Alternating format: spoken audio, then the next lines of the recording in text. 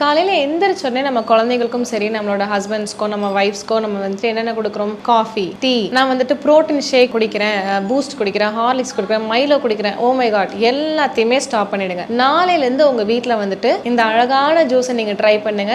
என்னன்னு கேட்டிங்கன்னா, வெள்ளை பூசணி juice, white pumpkin, ash card. So கண்டிப்பாக இந்த ஒரு ஜூஸ் வந்துட்டு உங்களோட லைஃப்பில் ஒரு பெரிய பெரிய மாற்றத்தை கொண்டு வரும். வெள்ளை பூசணி ஜூஸ் எப்படி போடலாம்? நீங்கள் வெள்ளை பூசணியை தோல் மட்டும் நீக்கிட்டு ஒரு மிக்சியில் போட்டு நல்லா அரைச்சிட்டு ஒரு மெஷ் கிளாத் வச்சு நல்லா வடிகட்டி ஜூஸை மட்டும் எடுத்துட்டு கொஞ்சோண்டு உப்பு, பெப்பர், தேன் ஊற்றி நீங்கள் சாப்பிடலாம். வீசிங், சைனஸ், ஆஸ்துமா இருக்கிறவங்க வந்துட்டு எடுக்காதீங்க.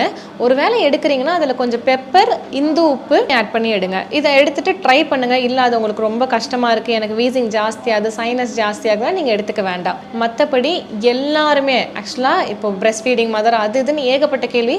எல்லாருமே வெள்ளை பூசணி ஜூஸை ரெகுலராக எடுக்கலாம், வாழ்நாள் முழுக்க எடுக்கலாம். அவ்வளோ அருமையான மருத்துவ குணங்கள் அந்த ஜூஸில் இருக்குது.